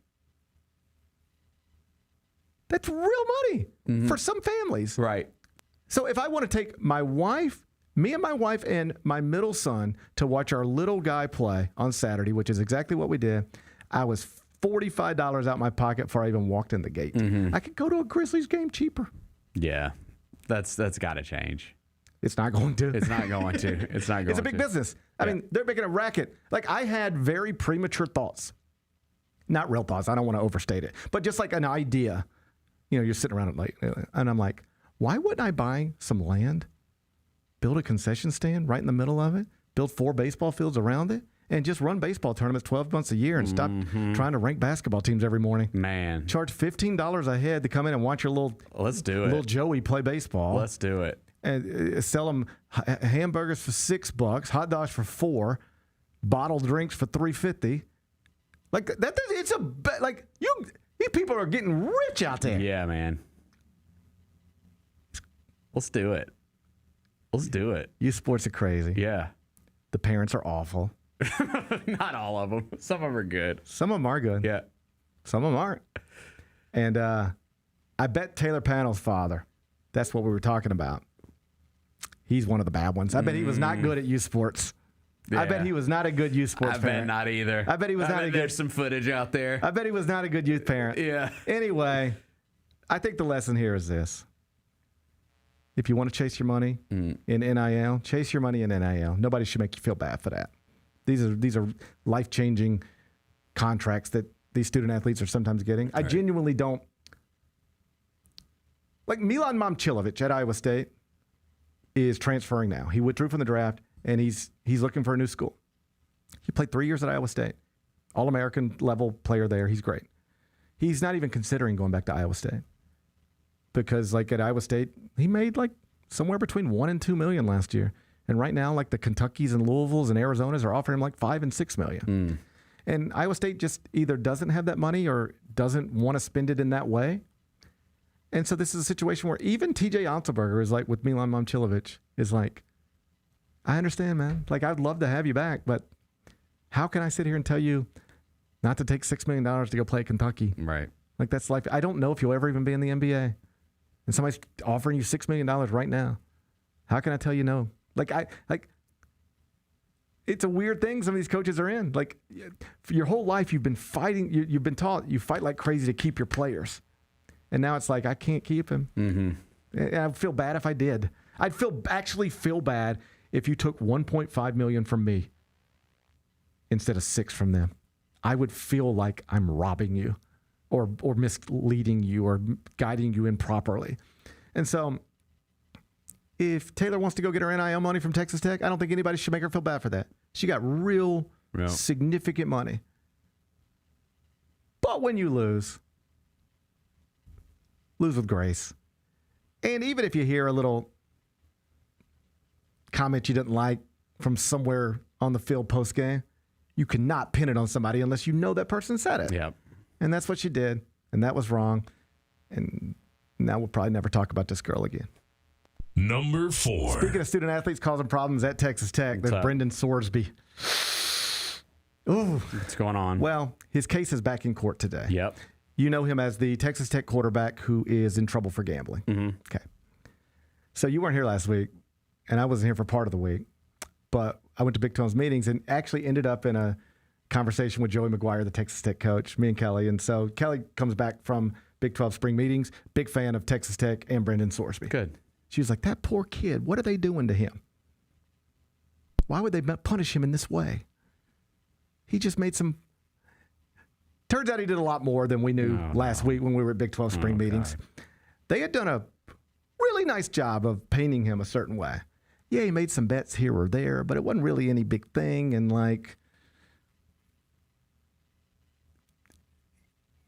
reinstate him, please. You know? Okay. They made him into a sympathetic figure. And I think he still can be. I want to be clear. But we got a lot more details since my wife and I last spent time with Texas Tech coach Joey McGuire. It wasn't just a couple of bets. No. It was a lot. It was a lot of bets. A whole bunch. Oh, boy. Let me walk you through the latest. The hook is the case is back in court today in Lubbock. They're trying to get an injunction to play, not unlike Trinidad Chambliss got to play at Ole Miss. It's more or less the same thing. Yep. They are hoping an in-state judge rules in their favor. Not overrules the NCAA, but just grants the injunction to allow it to go through the legal process, and then he can play while it's going through the legal process. And then if he loses the case next February, who cares? Mm-hmm. It's over. You got your money. You played your games. Right. Who cares? So they're back in court today, like literally right now. Here's the lead from CBS Sports, the story from this morning. Texas Tech quarterback Brendan Sorsby's eligibility for the 2026 season will be decided in a Lubbock courtroom today. The senior was ruled permanently ineligible by the NCAA after allegedly gambling on games involving his own team. Now, let me catch you up. For people who aren't familiar, I'll just start from the beginning. Brendan Sorsby, high major quarterback at a high school, goes to Indiana. Spends 2 years there, transfers to Cincinnati. Spends 2 years there. He was awesome last season. He's got another year of eligibility, and he got like $5 million to transfer to Texas Tech. Okay. One of the biggest quarterback transfers in the portal. At some point between him signing with Texas Tech and actually becoming Texas Tech's starting quarterback, his gambling habits were reported to authorities first and then to the NCAA. And according to court filings, he has admitted to making hundreds of bets over the course of 4 years. The new information is that it didn't just stop when he left Indiana or Cincinnati, which we knew that he gambled while he was both of those places. The new information is that even after announcing a transfer to Texas Tech, he continued to gamble, even though sports gambling is not legal in the state of Texas, he was making bets with friends through their accounts in different states. And what we now know is that there were at least 40 bets placed on Indiana football while he was a member of Indiana's program. And according to NCAA rules, players who gamble on their own team or school are subject to permanent loss of eligibility. So that's the case. The rules are defined. You broke them. You've admitted to it. And it should be game, set, match in a very basic way. But it's not because of our legal system. After all of this became public, he entered a rehab program for a gambling addiction. Spent several weeks there, inpatient, like serious stuff. And his attorneys are claiming that he suffers from a serious mental health condition that should provide extenuating circumstances for his actions. Specifically, what they're arguing is that his gambling addiction and anxiety were in part impacted, if not created, by the NCAA's leadership and gambling companies.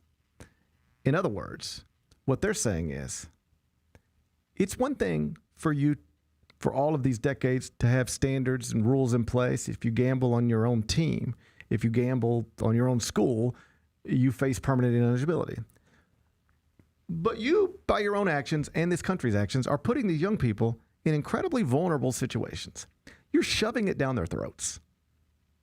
You're giving young people a lot of money, putting phones in their hands, and telling them they can gamble wherever they want, on whatever they want.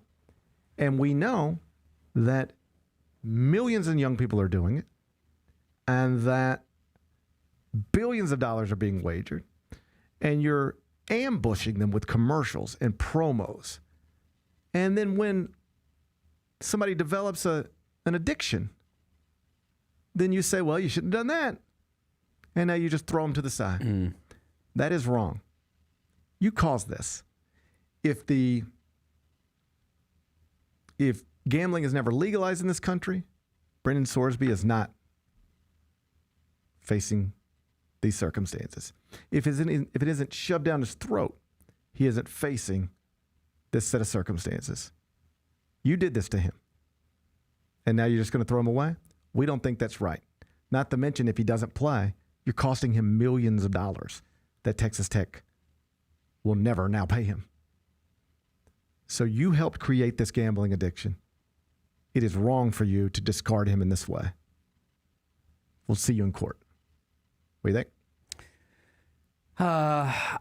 It's a compelling argument. I don't know. Just on a surface level, it's like, man, you gambled on like your own team. Like that's. But he did not bet against it. He did not. I should put it this way. He did not do what so many basketball players that we hear about, Jonte Porter, Terry Rozier. These other gambling stories are typically tied to you tried to manipulate a professional sports, a sports event that people were wagering on. You tried to manipulate the outcome of it to win a bet. That's wrong. We all agree that's wrong. There's no evidence he did that. In fact, nobody's even accusing him of doing that, which is why Texas Tech is like, if you think this is the worst thing that could happen, we're telling you we want him to be our quarterback. We don't think he's a flawed person. He wasn't out there throwing games. Yeah. He wasn't out there fumbling on purpose. He wasn't out there trying to lose. He was, to hear him tell it, being more engaged with his teammates by betting on Indiana football while he had really nothing to do with Indiana football. And then he developed an incredible gambling habit, addiction, that we are getting treated right now. But we don't think this guy's the problem you think he is. If you think Terry Rozier was throwing games, Jonte Porter, we understand that. If you think Pete Rose ever bet against the Reds, that's a problem. We're telling you that's not what this is. We want this young man to represent us. We don't believe he's compromised. We believe he's a gambling addict. We should help him, not kill him. I can understand and sympathize again. Like if I was to gamble on something that I'm not supposed to, I would lose my job. And it's just it's set out in front of you. Like it's one of those where it's like, I sympathize with it's an addiction and that he could have real problems and he needs help for those problems. But like they tell you not to do it beforehand. That's the thing. I think it'll be interesting and then we'll move on because we are running out of time. Yeah. I've been rambling way too much. Today, Judge Ken Curry is listening to the arguments. He's a Houston grad, so it's a Big 12. Yeah. A judge from a Big 12 affiliated school with Texas Tech's football future in their hands. I can understand that being a problem. Yeah. I mean, it doesn't matter what the judge says; it's going to be a problem. Right. Okay. Right. I think I'm also incredibly sympathetic toward I can very easily see how this would happen, but I do keep coming back to this place, which I think is a reasonable place to land. If Brendan Sorsby is allowed to play this year, he will be the first person in the history of American professionalized team sports to be allowed to play after we know at one point he was gambling on his own team. Yeah. He would be the first ever baseball, football, basketball, Pete Rose, you name it. Nobody's ever been allowed to come back from this. And he would be the first. Now, I want to be clear. The judge is not ruling on whether the NCAA is right or wrong. The judge is simply ruling on whether he believes there's validity to the case that Sorsby is bringing against the NCAA and that it would cause him permanent damage to not play. That's what the judge is ruling on. Will not playing cause him permanent damage? If you just land there, it's going to cost him like $5 million. Yeah. That's permanent damage. I don't know. I don't have a prediction for this. Right. I'll be following this one for sure. We'll circle back tomorrow and make it quicker, I hope. Yeah, okay. Sounds good.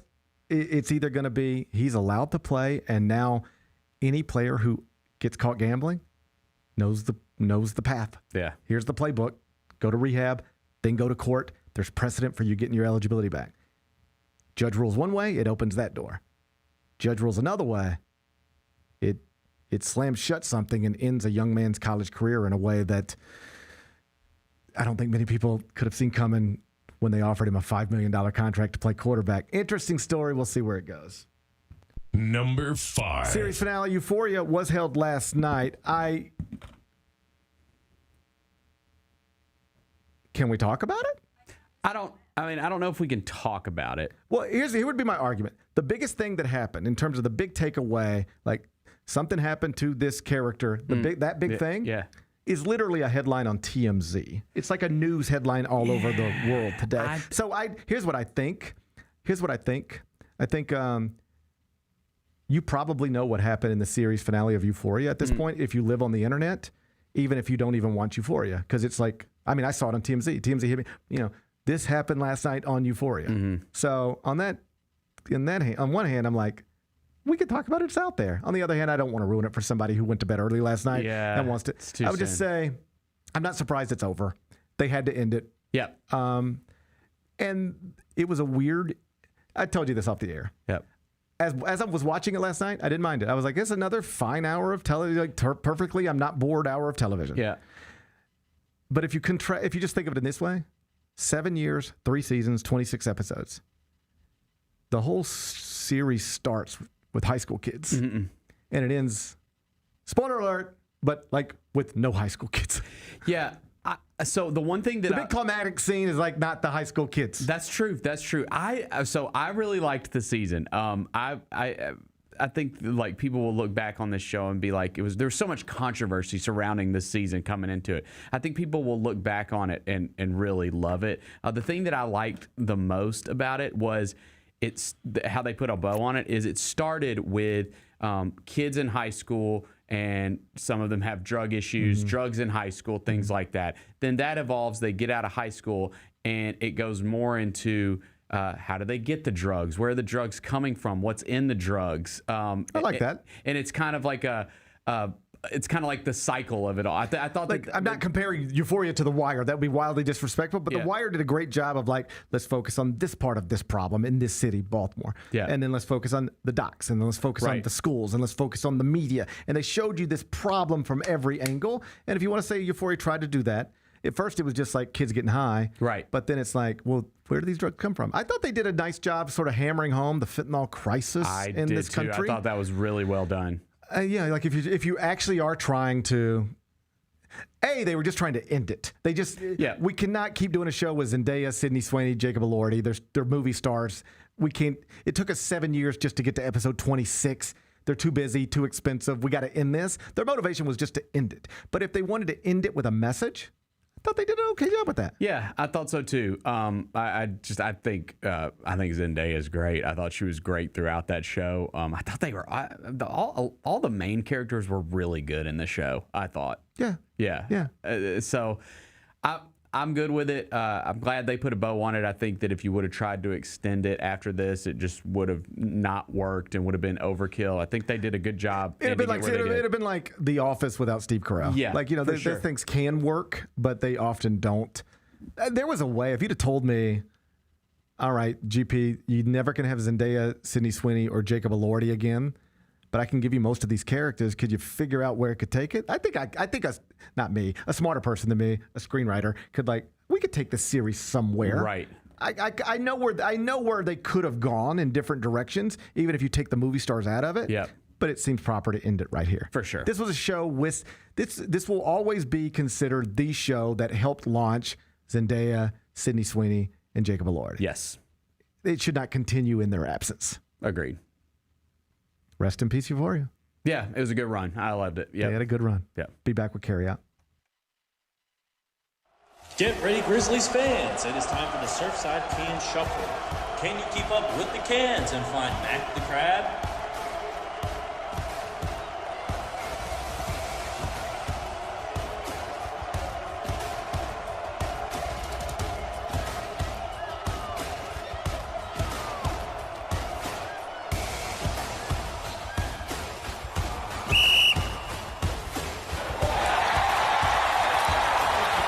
Grizzlies, take your fandom to the next level by becoming an MVP. How long have you been an MVP? Since day one. Enjoy the great benefits of being a season ticket member. Pre-game MVP moments, including Autograph Alley, exclusive Grizz Gear deals, access to member or MVP-only player events, and much more. He's been an MVP for 22 years! Become a Grizzlies MVP today.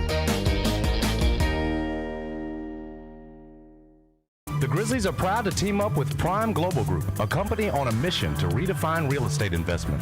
By leveraging deep experience, strategic insight, and robust resources, Prime Global Group is shaping a smarter, socially responsible future.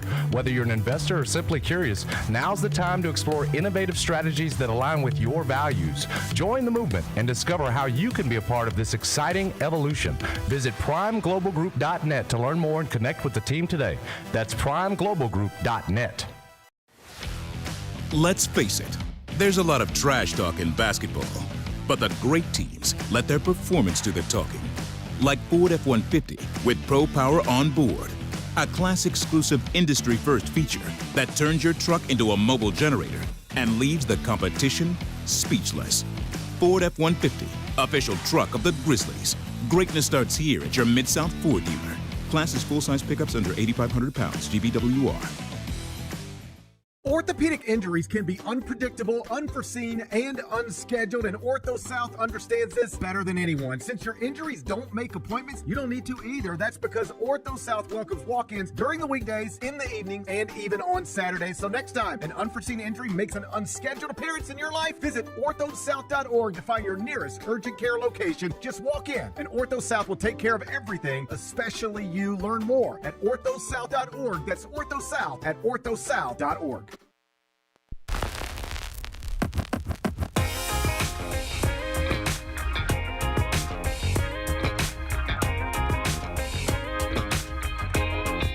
Every Monday, we're giving you a chance to win free Sonic. Just hit the link pinned in the YouTube chat to enter for a Sonic gift card. Jump into the chat, hang with us, and maybe eat free Sonic too. That's every Monday here on YouTube. during the Gary Parrish Show. Let's do carryout. It's time for GP's Carryout. One final segment filled with stuff to take with you. It's not everything you need to know, but it's most of it. What did we miss today? Well, I don't know what we missed today, but I know what we missed last week, and that was Big Bet Bennett. Yes. We missed Big Bet Bennett last week. Hey, thanks to Roser and CJ for filling in valiantly in your absence, but you took a week away. You got to spend some time with your family. How was Dollywood? It was amazing. We drove across the state, went to Gatlinburg, did Gatlinburg, Pigeon Forge, stayed in a nice little cabin in the mountains, saw some bears. We had some bears. You saw a bear? Dude, we saw like 10 bears. They just are like wandering all around the cabins up in those mountains, the black bears. Like we saw a bear with 2 little bear cubs. It was awesome. Was it? Because like, what happens if they decide they want to eat you or something? These bears they're not eating people. They're in fact timid. They'll eat your trash or like get in your car and like steal stuff, but they're not gonna try to eat you. Yeah, that's what that woman said with that chimpanzee running around her house on that documentary I watched on HBO. And now, guess what? She doesn't have a face. Yeah, that's a fair point. These bears seemed pretty friendly or just indifferent to humans, so they were good. But no, Dollywood was amazing. Never been to Dollywood. I would just say, like, I would recommend that trip to anybody here because it's like a 6.5 hour drive from Memphis to Gatlinburg, but like we stop halfway in Nashville. Oh, beautiful. Yeah, you stop at Buc-ee's. Like they got a huge. Buc-ee's. I get Buc-ee's now. I've never been to Buc-ee's. Your first Buc-ee's. I totally get Buc-ee's. It's fine. Now. I get it. People can be whatever they want to be about it, but like park your car and go inside and smile. It's like fun. Walmart. Yeah, it's just fun. Yeah, it's just fun being in Buc-ee's. We got a picture with Bucky. That was great. Yeah, the Smoky Mountains were awesome. There's just so much stuff to do for kids. Like that's a great trip. It was my first time driving across state in years, and the state is booming, man. The state is booming. I'm ready for us to get a piece of that pie because it is. There's construction everywhere. I'm glad you had a good time. Yeah, man. It was really good. Great trip. All right. I think I might have done. I don't know that I've ever been to Dollywood. Dollywood is so much better than I thought it was going to be. I don't know why I thought it would be what I thought it would be. I mean, Dolly's the best, so why wouldn't her theme park be the best? But bro, it is like, in my opinion, like on par with like Disney World. Dude, it says we got Disney World in the state of Tennessee. Dollywood's great. Go to Dollywood. Okay, I'm going. I'll go today. Yeah, man. I'll go today. I don't care. Yeah, that was good stuff. What's today's biggest game? Can I interest you in college baseball? Yes. Okay, we got a big one today. What's up? It's the NCAA Baseball Championship in Morgantown. It's the regional. Kentucky at West Virginia. Did you see any of this yesterday? No.